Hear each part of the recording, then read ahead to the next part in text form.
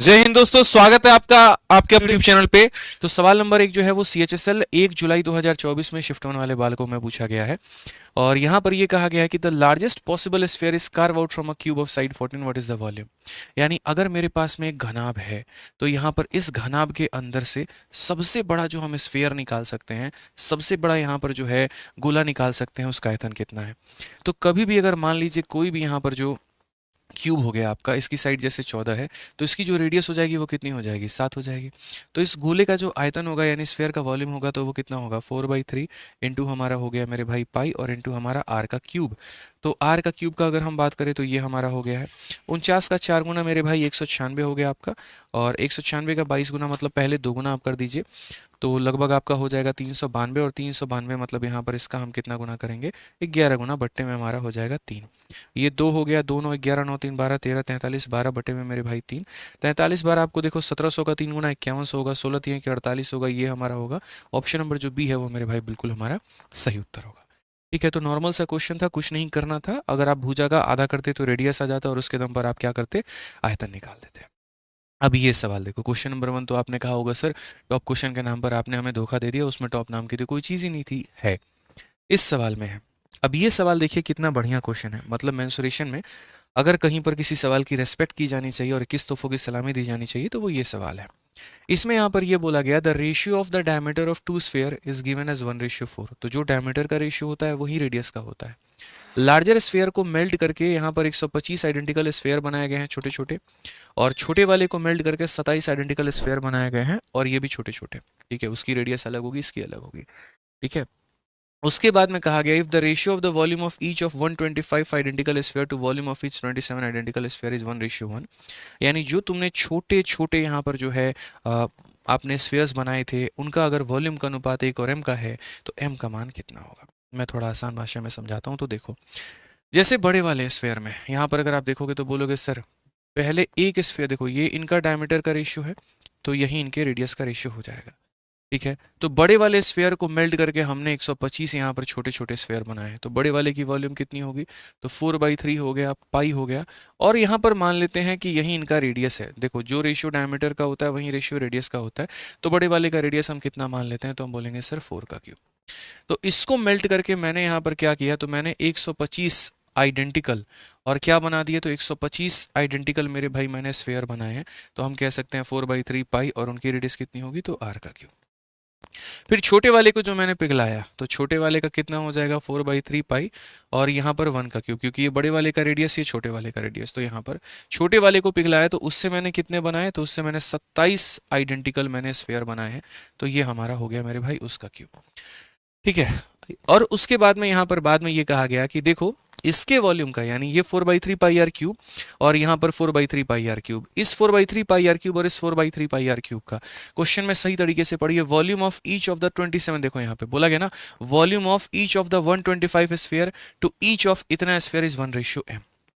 यानी इन दोनों के वॉल्यूम का रेशियो मेरे भाई यहाँ पर कितना है, तो इन दोनों के वॉल्यूम का जो रेशियो है वो यहाँ पर 1:m है।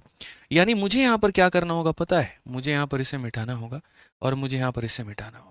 और मैं यहाँ पर क्या कहूँगा, तो मैं बोलूँगा सर देखो अगर मैं रेशियो यहाँ पर लेता हूँ तो ऊपर वाले और नीचे वाले के जो वॉल्यूम का रेशियो होगा 1:m होगा। कुछ नहीं करना है मेरे भाई, ये पूरा पूरा तुम्हारा ऐसे तहस नहस हो जाएगा, कोई दिक्कत की बात नहीं है। इन्होंने m का मान पूछा है तो मेरे भाई m को वहां पर लेकर के जाओ। ऊपर में तुम्हारा कितना है, तो 125 है और नीचे में कितना आएगा, तो ये 64 आकर के मेरे भाई गुना हो जाएगा। आप जरा यहाँ पर देखो, ये 5 का मेरे भाई मल्टीपल है, नीचे 5 वाली कोई संख्या है नहीं जो इसको काटे, तो जो ऑप्शन में ऊपर में 125 होगा वही आंसर होगा। ऑप्शन नंबर सी आंसर है, बात खत्म। समझ गए बात को। तो जो सारा खेल होता है ना वो भाषा को पकड़ने का होता है यहाँ पर, कि आप उसको किस तरीके से कैच कर रहे हैं और कितने कम समय के अंदर में आप उसे बना रहे हैं, ध्यान रखिए। मानता हूँ पेपर में हो सकता है एक बार में आपको ऐसी चीज़ें ना क्लियर हो पाए, लेकिन जब आप कॉन्टिन्यूसली पहले से प्रैक्टिस करते चले जाएंगे तो कभी दिक्कत नहीं आएगी। अब ये सवाल अपने आप में एक बवाल है, और जो बच्चे 2 जुलाई वाले हैं जिनके शिफ्ट में ये क्वेश्चन था वो इस बात को जानते होंगे भली बात ही कि उनका कितना समय बर्बाद हुआ होगा इसमें। लेकिन मैं कई बार ऐसा बोलता हूँ कि सर आप यूपीएससी की परीक्षा नहीं दे रहे हैं, आप एसएससी की परीक्षा दे रहे हैं, जहाँ पर जितने नज़र आपके सवाल पर होती है ना उतना ही नज़र आपके ऑप्शन पर भी होना चाहिए। अगर इस सवाल की हम बात करें यहाँ पर तो क्या कहा गया है, at the beginning of the day 1 of a month Rajesh has 500 egg. He sell 20% of the egg by the end of the day and added B% of the egg at the beginning of the next day and sold 20% egg at the end of the next day. This pattern continued up to the end of third day of the month when he is left with 1024x. तो कहा गया the value of B यहाँ पे। आसान भाषा में मैं बोलता हूँ कि सुनो, राजेश ने यहाँ पर 500 अंडों के साथ में शुरुआत की है। कितने के साथ में? 500 के साथ में। हर बार क्या करता है वो बंदा 20% अंडा जो है वो बेच देता है। जैसे आज जो है राजेश की अगर हम बात करें तो दिन के अंत में 20% अंडा बेच देता है। आज शाम हुआ 20% बेच दिया। फिर सुबह में उसके पास में कुछ मुर्गियां होती हैं, उससे वो अंडा कलेक्ट करता है, फिर अपने बास्केट में वो डाल देता है। ठीक है मेरे भाई। और अपने बास्केट में डालने के बाद में कितना परसेंट अंडा? तो जितना उसके पास में है उसी का वो बी परसेंट उसमें जोड़ दे रहा है। ठीक है, तो बास्केट में वो डालेगा और डालने के बाद में फिर अगले दिन जा करके जो है वो बेच देगा। और कितना बेचेगा? 20%। फिर सुबह में आएगा, फिर अपना जो है 20% उसमें डालेगा और बाकी अंडों का जा करके वो 20% मेरे भाई बेच देगा। अंत में उसके पास में 1024 अंडा बचता है। सवाल की भाषा को समझो। आप एक बात बताओ भाई मेरे, जो मैं लॉजिक आपको बताऊंगा ना, आपका दिमाग यहाँ तक पहुंच भी नहीं पाएगा, मेरा गारंटी है। पहुंच ही नहीं सकता, सोच ही नहीं सकते आप यहाँ पर देखिए तो बोलेंगे उसके पास में कितने अंडे थे? 500 अंडे थे।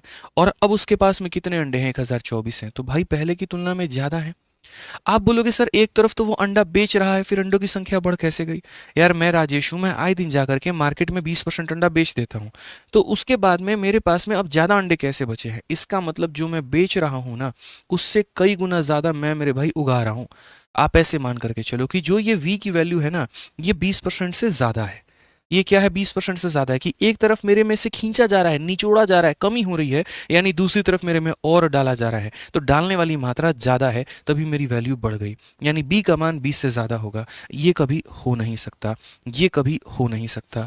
और आप 500 का मतलब समझते हैं मेरे भाई? 500 का मतलब कितना होता है? अपने आप की संख्या को 5 गुना कर देना।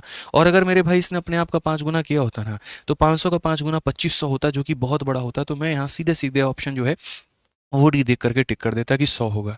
अब आप बोलोगे नहीं गुरुजी, आप तो हवा में तीर मार रहे हो, आप तो करके दिखाओ। मैं करके भी दिखाऊंगा, आप टेंशन क्यों ले रहे हो यहाँ पे? आप देखो, जैसे मानो अगर मैं बात करूं पहले दिन की, तो यहाँ पर पहले दिन की जो है उसके पास में कितने अंडे थे?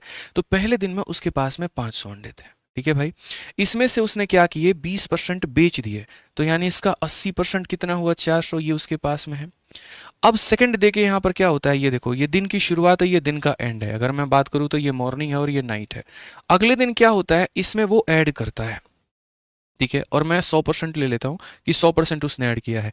100% ऐड करने का मतलब जितना इसके पास में है उतना ही और ऐड कर दिया। तो 400 में 400 और ऐड कर दिया तो कितना हो गया? 800। फिर इसमें से वो मेरे भाई यहाँ पर क्या करता है? कितना परसेंट सेल कर देता है? तो 20% वो सेल कर देता है। तो यहाँ पर उसने 20% मेरे भाई सेल कर दिया, यानी 8 × 64 640 अंडे बचे। अब तीसरे दिन की शुरुआत में यहाँ पर क्या होगा? वापस से इसमें ऐड किया जाएगा कितना? 640 और। तो ये हमारा कितना हो जाएगा मेरे भाई? 1280 हो जाएगा। और 1280 में से फिर से वो कितना बेच देगा? 20% बेच देगा। तो यानी इसका मेरे भाई 8 निकाल लो। ठीक है, और इसका 8 गुना अगर आप निकालोगे तो वही बात है, 1280 का 8 गुना निकालोगे यहाँ पर, मतलब इसमें से 20% माइनस कर दो या इसका 80% निकाल दो, तुम्हारा 1024 आएगा। और आज उसके पास में 1024 है। तो एक तो हमने आपको लॉजिकली बताया यहाँ पर कि कैसे ये सत्य हुआ। ठीक है, किस तरीके से मात्र 4-5 सेकंड के अंदर में सवाल के पढ़ने के बाद आप ऑप्शन नंबर डी को टिक कर सकते थे। और दूसरा यहाँ पर बाई मेथड आप कैसे जाते और आप इसको कैसे बनाते। पेपर में आंख का नाक दिमाग सब कुछ खुला रखना पड़ता है मेरे भाई, ध्यान रखो इस बात का। बाद में हल करने में और पहले हल करने में जमीन आसमान का फर्क होता है, लेकिन ये छोटी छोटी चीज़ें आप पहले से एनालाइज करके चल सकते हैं। ये बहुत आपको हेल्प करेगी। मैंने इसके पहले भी सीपीओ के एक आधा क्वेश्चंस करवाए हैं जहां ऑप्शंस का इस्तेमाल करना बहुत बड़ा रोल हो जाता है। आइए दोस्तों, हम लोग इस सवाल में चलते हैं और इस सवाल को बखूबी जो है बहुत अच्छे तरीके से समझते हैं कि इस क्वेश्चन में यहाँ पर क्या कहा गया है। इसमें बोला गया है, देखो फोटो ही नहीं बन पाएगा, बहुत लोगों से दिक्कत यही है। फोटो बनाना अपने आप में कला इस सवाल में। और ये सवाल है 1 जुलाई वाले बच्चों का। ठीक है, 2024 का ये क्वेश्चन पूछा गया बच्चों। क्या कहा गया पढ़िए। एक सर्कल ABCD है जो एक साइक्लिक क्वाड्रिलेटरल है उसके अंदर में, और AE नाम के लाइन को CD के पैरेलल बनाया गया है। BA नाम को F तक प्रोड्यूस किया गया है और ABC का मान 85 है, FAE का मान 24 है। तो BCD का कितना होगा? 1 जुलाई 2024 में पूछा गया, बहुत ही एक बेहतरीन सवाल। अगर हम इस सवाल की बात करते हैं यहाँ पर, तो क्वेश्चन में क्या कहा गया है जरा देखिए। एक चक्रीय चतुर्भुज के बारे में कहा गया है। तो मान लेते हैं यहाँ पर एक पॉइंट हमारा ये A हो गया, फिर उसके बाद में ये वाला पॉइंट हमारा B हो गया, फिर उसके बाद में यहाँ पर ये वाला पॉइंट हमारा C हो गया, फिर उसके बाद में यहाँ पर ये वाला पॉइंट हमारा D हो गया। ठीक है। अब उसके बाद हमने यहाँ पर ABCD नाम का एक चक्रीय चतुर्भुज बना लिया है। इसमें यहाँ पर कहा गया है कि AE को हमें पैरेलल बनाना है, और वो भी किसके, तो CD के। यानी जैसे ये CD नाम की लाइन है ना, तो वैसे मुझे A से लेकर के E तक, तो A से लेकर के E तक, तो मैं यहाँ पर ये कह सकता हूँ मेरे भाई कि ये जैसे लाइन है, ये हमारा हो सकता है A। ये हमारा लाइन क्या हो सकता है, तो ये जो हमारी लाइन है मेरे भाई, जो बिल्कुल भी देखने में सीधी नहीं है, याद रखिएगा, वो हमारा A है। नेक्स्ट जो अगर हम बात करते हैं, तो इन्होंने यहाँ पर कहा BA को आप F तक प्रोड्यूस करके लेकर के जाइए। अगर हम बात करें यहाँ पर, तो ये BA नाम की जो लाइन है, इसको खींच करके कहाँ तक लेकर के जाइए, F तक। ये एक मेरे भाई सीधी लाइन है जो मेरे हाथ में है।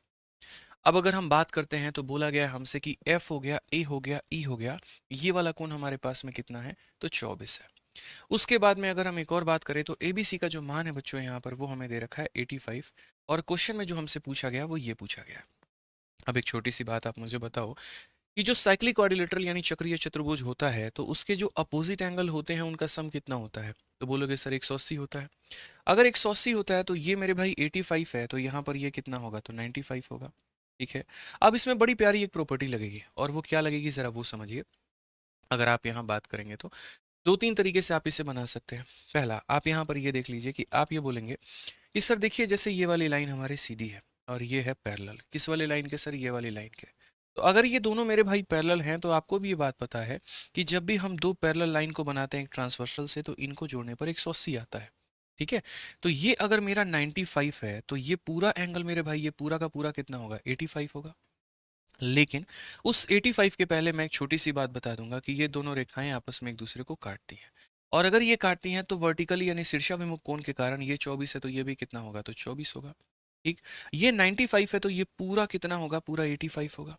उस 85 में से 24 को निकाल दीजिए आप यहाँ पर, उस 85 में से क्या करिए, 24 को निकाल दीजिए, तो 61 आपका आ जाएगा। तो ये जो अंदर का मेरा भाई कोण होगा, ये कितना होगा, 61 होगा। हो जाएगा ना यहाँ पे। अब वापस से हम उसी बिंदु पर आ जाते हैं जहां से हमने शुरू किया था, कि एक चक्रीय चतुर्भुज के दोनों कोनों को जोड़ने पर 180 आता है।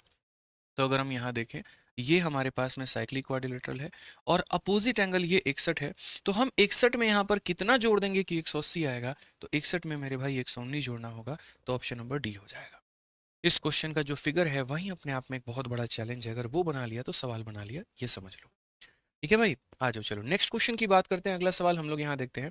अगला क्वेश्चन हमसे यहाँ पर क्या कहा गया। अगला सवाल में बोला गया है कि CD जो है एक टेंजेंट है to a circle of a circumference of 88 with its centre at O, OC cut the circle at P while OD cut the circle at V such that COD is equal to 90, length of PC is 6, what is half of CD if OD extend CD by 1 cm। ये अपने आप में एक बहुत ही प्यारा सवाल है, आप पढ़िए। CD जो है यहाँ पर क्या कहा गया है, तो एक हमारे पास में एक सर्कल है, और कहा गया CD is a tangent to a circle of circumference 84। देखो, जिसका 7 44 154 का नियम मैंने पढ़ाया है कि अगर रेडियस कभी इतना होता है, तो ये मेरे भाई सर्कमफेरेंस होता है। आज जिस सर्कमफेरेंस मेरे पास में 88 है, अपने आप का डबल, तो रेडियस भी कितना होगा, तो 7 का डबल 14 होगा। तो यानी इसकी अपनी रेडियस मेरे भाई 14 है। इसका सेंटर कहाँ पर है, तो O नाम के बिंदु पर इसका सेंटर है। OC देखो, CD जो है वो क्या है, एक टेंजेंट है, तो यहाँ पर एक स्पर्श रेखा मैंने बना दिया CD नाम का। ये मेरे भाई हमारा O नाम का हो गया। OC जो है सर्कल को काटता है P पे, तो अगर हम देखेंगे तो OC कहाँ पर काट रहा है, तो P पर काट रहा है। और उसके बाद में यहाँ पर जो है OD काटता है V पर। ये जो OD नाम का है मेरे भाई, ये कटिंग करेगा V के ऊपर में। अगर हम बात करें, तो COD का मान जो है हमारा, ये बीच में जो हमारा कोण बना हुआ है, ये हमारा 90 डिग्री का कोण बना हुआ है। रेडियस की मैंने बात की थी 14, तो ये वाला भाग हमारा 14 हो जाएगा, ये वाला भाग हमारा 14 हो जाएगा। अगर हम बात करते हैं यहाँ पर, तो जो PC की लंबाई है वो मेरे भाई यहाँ पर 6 है। अगर हम बात करें यहाँ पर, तो ये भी बोला गया कि तुम हमें CD की लंबाई बता करके दिखा दो। अगर यहाँ पर OD जो है वो एक्सटेंड करता है किसको, OC को, और कितने से, तो 1 से। यानी आसान भाषा में बात करें, तो OD की जो वैल्यू है वो मेरे भाई इससे 1 ज़्यादा है। यानी अगर ये 20 है, तो ये 21 है, तो ये 14 है, तो ये 14, तो ये 6 है, तो ये कितना होगा, 7 होगा। समझ में आ गया बात, यहाँ पे सिंपल सी बात है। तो अब इसका मान बताना है। ये तो मेरे भाई सिंपल सिंपल किसकी वैल्यू हो गई, पाइथागोरस का ट्रिपलेट। अगर आप यहाँ देखोगे, तो ये वैल्यू हमारी कितनी है मेरे भाई, 21 है। ये वैल्यू हमारी कितनी है, तो 20 है। तो क्वेश्चन में यहाँ पर यही बोला गया ना, ठीक है, 90 का मान दिया गया, PC का मान हमारा 6 है, और हमसे यहाँ पर जो भी वैल्यू पूछी गई है वो किसका पूछा गया है, तो हमसे CD का मान पूछा गया है। अब आप मुझे बताइए 20 21 का ट्रिपलेट किसके साथ में बनता है, तो आप बोलेंगे सर 29 के साथ में कि 20 हो गया, 21 हो गया, 20 में 90 है तो ये वैल्यू हमारी आ जाएगी 29। लेकिन हमें 29 का क्या बताना है, आधा। तो मेरे भाई 29 का जो आधा होगा वो कितना होगा, 14.5। Option number B for Baahubali बिल्कुल सही उत्तर हो जाएगा। ठीक है, सारा खेल फिगर बनाने का है और इसके अंदर में मेरे भाई कुछ भी नहीं है। आइए चलिए नेक्स्ट क्वेश्चन यहाँ देखते हैं। क्वेश्चन नंबर 6 में मेरे भाई यहाँ पर क्या कहा गया है। ये सवाल है 1 जुलाई 2024 का और शिफ्ट है हमारा 3 नंबर सवाल। इसमें कहा गया एबीसी नाम का ट्रायंगल, एबी का मान 6 है, बीसी का मान 8 है, एसी का मान 10 है और एम नाम का पॉइंट है इसके ऊपर में कि बीएम का मान इतना हो गया, डी नाम का पॉइंट है, ट्रायंगल बनाया गया और ये तमाम तरह का जितना कूड़ा और कबाड़ा किया जा सकता था ना इस क्वेश्चन में, उतना कूड़ा कबाड़ा करने की कोशिश की गई है। अगर कोई बच्चा इस सवाल को देख करके फिगर बनाने की कोशिश करेगा तो वो अपने जीवन की सबसे बड़ी गलती कर रहा है, मैं बता रहा हूँ आपको। इसीलिए मेरे भाई, क्योंकि आप एक बार ये देख लो क्वेश्चन में दिया क्या है। तो ये बोला गया है कि जो BMD है ना वो तुम्हारे सिमिलर है ABC के, यानी BM अपॉन में AB। और ऑलरेडी ये बोल भी रखे हैं कि BM अपॉन में AB और इसके मान बराबर है। इन्होंने यहाँ पर जो है 4 वेरिएबल का नाम दिया हुआ है। इस 4 में से देखोगे तो AB के जगह पर AB दिया हुआ है, BM के जगह पर BM दिया हुआ है, AC के जगह पर मेरे भाई AC दिया हुआ है और तुमसे लास्ट में खाली को BD का मान पूछ लिया है। फोटो बनाना ही नहीं है, कुछ करना ही नहीं है, 1 सेकंड का आंसर है यार। अब जो फोटो बनाने में गया वो जीवन खराब है उसका, बोला ना मैंने। तो BM के जगह पर तुम्हारा कितना दिया गया है, तो 5। उसके बाद में AB के जगह पर यहाँ कितना दिया गया है, तो 6। नेक्स्ट मेरे भाई BD के जगह पर कितना दिया गया, अब ये बताओ। तो वही तुम्हें पता करना है, BD का मान तो यहाँ लिख दो BD भाई, परेशान क्यों होते हो। और AC का मान कितना दिया गया है, 10 दिया गया। बस भाई 2 से काट लो 3 बार में, 2 से काट लो 5 बार में, 25/3 तुम्हारा आंसर आ जाएगा। ऑप्शन नंबर सी, काम खत्म। ठीक है, तो इतना ही सवाल था। फोटो वोटो के चक्कर में पड़ते तो जीवन खराब हो जाता। आ जाओ नेक्स्ट क्वेश्चन यहाँ देखते हैं, अगला सवाल देखते हैं। क्वेश्चन नंबर 7 में क्या बोला गया है, जरा पढ़िए। इसमें यहाँ पर ये कहा गया, person bought some money at a rate of 8% per annum for the first 2 year, at a rate of 11% per annum for the next 3 year and a rate of 16% per annum for the period beyond 5 year. If he total pay interest of 21,400 at the end of 9 year, how much money did he borrow. ये सवाल है concept of total simple interest का और ये मैंने आपको बहुत अच्छे तरीके से पढ़ाया है। आसान भाषा में अगर हम बात करें तो एक व्यक्ति ने मेरे भाई पैसा लिया है और कितने में लिया है, तो 8% के हिसाब से यहाँ पर शुरू के 2 सालों के लिए, 8% फॉर फर्स्ट 2 ईयर। तो 8% के हिसाब से कब लिया, तो मेरे भाई शुरू के 2 सालों के लिए। उसके बाद 11% के हिसाब से लिया कितने, तो मेरे भाई अगले 3 सालों के लिए। ठीक है, और उसके बाद में 16% के रेट से यहाँ पर लिया हुआ है। और कब लिया हुआ है, तो for a period beyond 5 year, इन 5 सालों से ऊपर का जो भी समय है ना उसके लिए 16% का रेट है। ठीक है, उसने टोटल पैसा 9 सालों के लिए लिया है, तो 9 साल में से अगर आप 5 निकाल दो तो बचेगा कितना, 4 साल बचेगा।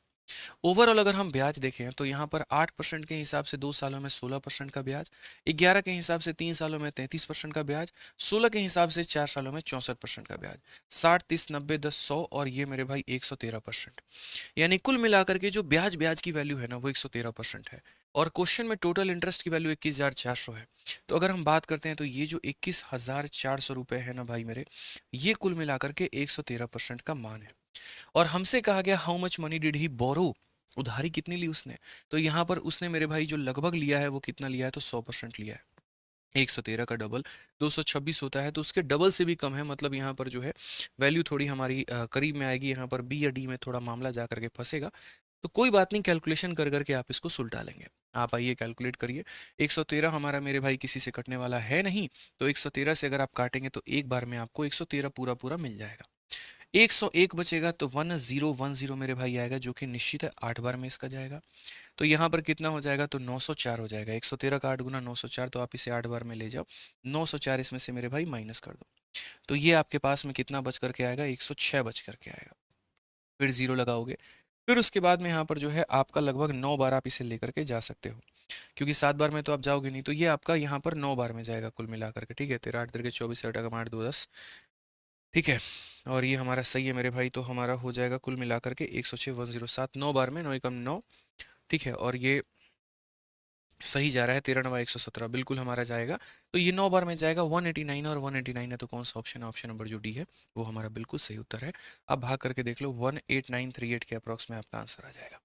ठीक है भाई, क्लियर है? चलिए आगे बढ़ते हैं और अगला सवाल यहाँ देखते हैं क्या बोला गया है। और बाकी कोई भी मेरा भाई जो है एकदम शून्य लेवल से एकदम गणित पढ़ना चाहता है, सब्सक्राइब जरूर कर देना, बता रहा हूँ, हक से बोल रहा हूँ मैं।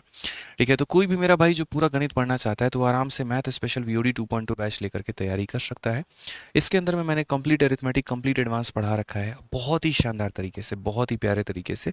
अभी इनफैक्ट आपके जितने भी मेरे भाई सवाल है वो यहाँ से एक भी क्वेश्चन आपका बाहर नहीं आया है। जितना मैंने पढ़ाया ना मेरे भाई, सारा का सारा यहीं से आपका आया हुआ है। तो आप बहुत आसान तरीके से यहाँ पर जो है इसको बढ़िया तरीके से लेकर के पढ़ सकते हैं। इसकी फीस जो है वो 699 और इसकी जो वैलिडिटी है वो मेरे भाई लाइफ टाइम है। अगर हम बात करें कहाँ से मिलेगा, तो हमारे एप्लीकेशन आरजी विक्रमजीत एप्लीकेशन से मिलेगा और ये उसके इंक्वायरी नंबर है। कहीं पर कोई समस्या हो तो आप इस पर पूछ करके बात कर सकते हैं। ठीक है, तो आइए चलिए हमारे चंद सवाल और बाकी रह गए, हम लोग उसको जो है पढ़ते हैं, समझते हैं, सीखते हैं, देखते हैं। अगला सवाल आपका नंबर सिस्टम का है। एडवांस मैथ का वेटेज थोड़ा ज़्यादा रहा इस बार, तो ज़्यादा जो बढ़िया क्वेश्चन आए थे वो सारे के सारे आपके एडवांस मैथ से आए थे। अब देखो यहाँ पर ये कहा गया कि successive division of A number by 2, 3, 5 and 7। अगर हम बात करें 2 हो गया, 3 हो गया, 5 हो गया, 7 हो गया, इन सभी संख्याओं से अगर हम सक्सेसिवली भाग करते हैं तो रिमाइंडर हमारा आ जाता है 1 हो गया, 4 हो गया, 0 हो गया मेरे भाई और 5 हो गया।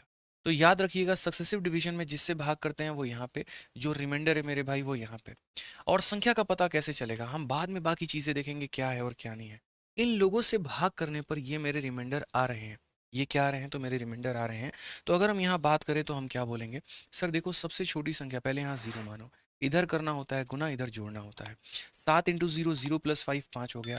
इधर गुना करो, इधर जोड़ो, 25 में 0 जोड़ोगे तो सर 25 हो गया। इधर गुना करो, इधर जोड़ो, 3 इंटू 25 75 और 4 मेरे भाई 79 हो गया। इधर गुना करो, इधर जोड़ो, तो यहाँ पर अगर बात करें 160 में मेरे भाई यहाँ पर लगभग 9 दूनी 18, 7 दूनी 14, 158, 159 हो जाएगा। यानी वो संख्या कितनी हो गई, तो वो 159 हो गई। वो संख्या कितनी हो गई, तो वो 159 हो गई। अब क्वेश्चन में कहा गया what will be the sum of the remainder if it is same divided by 7, 5, 3 and 2। अगर हम उसको उल्टा करके भाग करें तो उनका जो रिमाइंडर आएगा उनका योग कितना होगा। यानी यही 159 को अगर मैं यहाँ पर भाग करता हूँ, पहले किससे करूंगा, 7 से, 5 से, 3 से, 2 से। तो पहले 7 से मेरे भाई भाग करो, जितनी बार में कटेगा वो यहाँ पे और रिमाइंडर यहाँ पे। जैसे 7 से मेरे भाई 2 बार में 14 आ जाएगा, 19 हो गया, तो 7 से 2 बार में 14 आ जाएगा, रिमाइंडर कितना, 5। अब हम बात करते हैं 5 से काटना है, 3 से काटना है, 2 से। 5 से कितनी बार में काट पाओगे, 4 बार में, तो 20 हो गया, बचेगा कितना, 2। 3 से कितनी बार में काट पाओगे, 1 बार में, बचेगा कितना, 1। 2 से कितनी बार में काट पाओगे, 0 बार में, बचेगा कितना, 1। सब लोगों को जोड़ दो तो 5 2 7 और 2 9 मेरे भाई कितना आ जाएगा, 9। और आंसर हमारा कितना है, तो ऑप्शन नंबर बी है। तो ये जो सवाल था ये आपका सक्सेसिव डिवीजन का था, जहां पर लगातार तरीके से किसी संख्या को आप भाग किए थे तो आपके रिमाइंडर्स दिए गए थे, तो पहले वो संख्या पता की और फिर वो संख्या को पता होने के बाद में आप कॉन्स्टेंटली डिवाइड करते चले गए, तो ये आपके रिमाइंडर्स निकल करके आ गए हैं। इस बार यार क्वेश्चंस थोड़े बढ़िया लेवल के पूछे गए थे सारे पेपर में और थोड़ा सा ध्यान देना था। मैं तो आपको चलो फिर भी पूरे सवालों का जिस्ट करा रहा हूँ, जितने भी सवाल है हमारे सबका कहीं ना कहीं जिस्ट हो रहा है आपके सामने। बढ़िया बात है यार, ठीक है, पूरा का पूरा रिवाइज कर लोगे तो ये तुम्हारे सीजल में और मेंस में भी काफी ज्यादा काम में आएगा। आप इस सवाल को देखो, यहाँ पर क्या बोला गया है, कहा गया 2 circle of radius 7 intersect in such a way that common chord is of length 7 unit, what is the common area of the common area in square unit of intersection.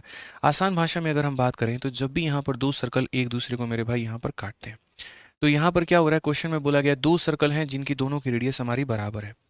ये सर्कल भी 7 का है, ये सर्कल भी 7 का है। हमारे examiner को जो एरिया चाहिए वो पता है कौन सा चाहिए, ये वाला एरिया उसको चाहिए कि कॉमन एरिया कितना होगा।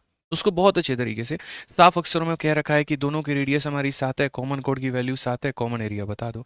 अब जब भी कॉमन एरिया बताते हो ना, फॉर्मूला बुक में बहुत बढ़िया तरीके से हम इसका डिस्कशन कर रखे हैं और बहुत अच्छे तरीके से वहाँ फॉर्मूला बता रखा है कि देखो क्या होता है, ये इसका सेंटर है और ये इसका सेंटर है, रेडियस तुम्हारी 7 है, ये भी तुम्हारी 7 है, ये तुम्हारा 7 है, ये भी तुम्हारा 7 है, कॉमन कोड भी कितना है, 7 है।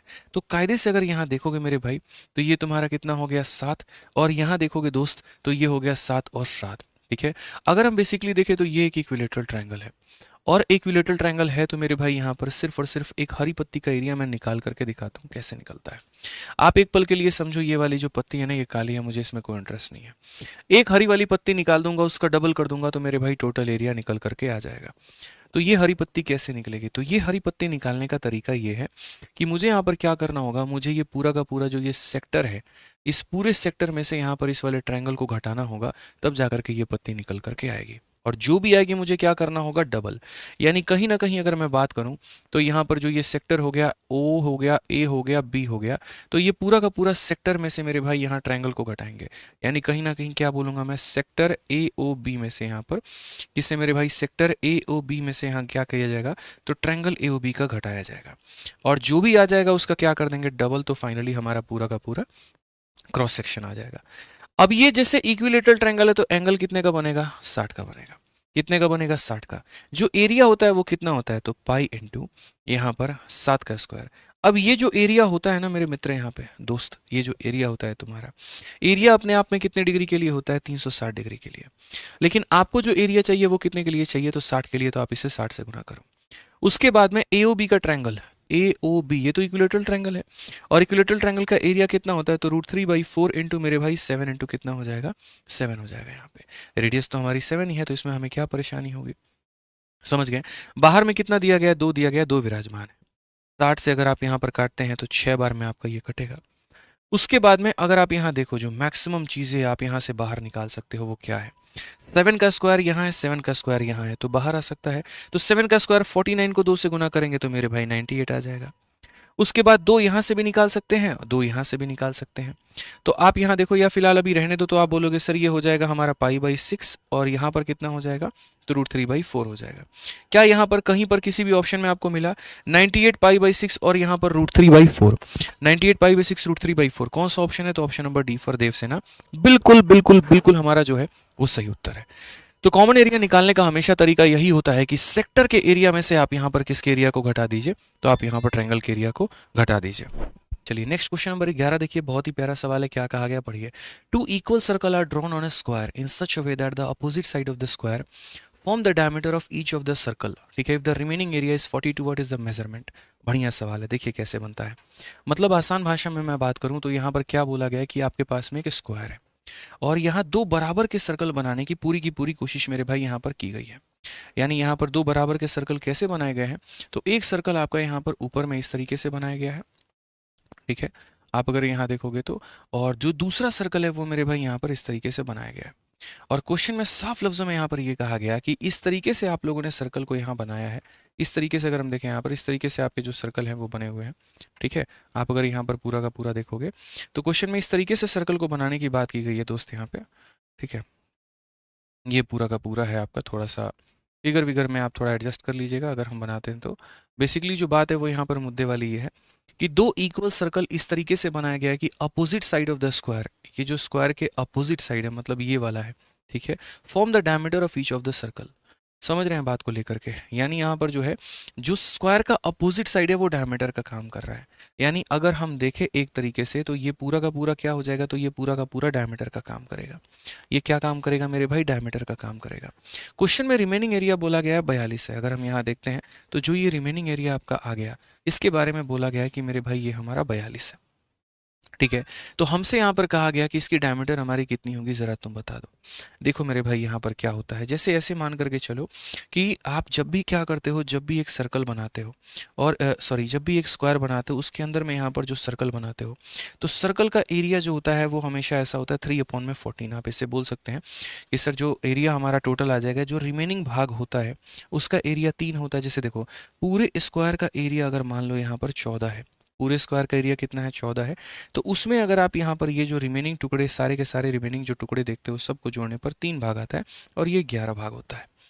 इसी चीज़ को हम यहाँ पर इस तरीके से भी रिप्रेजेंट कर सकते हैं कि अगर इसी सर्कल के 2 आधे आधे टुकड़े, एक मैं ऐसे बना दूँ एक मैं ऐसे बना दूँ, तो ये जो दोनों रिमेनिंग एरिया है वो 3 भाग है, ये सर्कल 11 भाग है, और पूरा का पूरा जो हमारा स्क्वायर है वो 14 भाग है। तो अगर मैं यहाँ पर जाऊँ तो मैं बोलूँगा जो भी ये रिमेनिंग एरिया दिया गया है वो कितना है, 42 है। तो ये रिमेनिंग एरिया 42 है, मतलब कितने का भाग है, तो मेरे भाई 3 का। पूरे स्क्वायर का मान निकालना है तो मुझे 14 से गुना करना होगा। तो यहाँ पर मैं बोलूँगा पूरे स्क्वायर का एरिया कितना आ जाएगा, 196। और जहाँ पर स्क्वायर का एरिया 196 होगा तो उसकी साइड हमारी कितनी होगी, तो उसकी साइड हमारी मेरे भाई इसका रूट यानी 14 हो जाएगा। और जो स्क्वायर की साइड होगी ना मेरे भाई वही डायमीटर का काम करेगी, क्योंकि ये 7 और ये 7 तो पूरा डायमीटर कितना होगा, 14 होगा। तो ये जो सवाल था ये सिर्फ और सिर्फ फिगर फॉर्मेशन के ऊपर में था और इसके अंदर में कोई भी दम मेरे भाई नहीं था यहाँ पे। अभी जो मैं आपको ये सेशन करा रहा हूँ, इस सेशन का मेरे भाई यहाँ पर पूरा का पूरा फ्री पीडीएफ आपके अपने इसी टेलीग्राम पर मैथ्स बाई आदित्य रंजन पे आपको मिल जाएगा। समझ गए मेरी बात को लेकर के? पूरा का पूरा आपको जो प्रिंटेबल पीडीएफ है वो यहाँ पर मिल जाएगा और डाउनलोड करके आप वहाँ से पूरा प्रैक्टिस कर सकते हैं।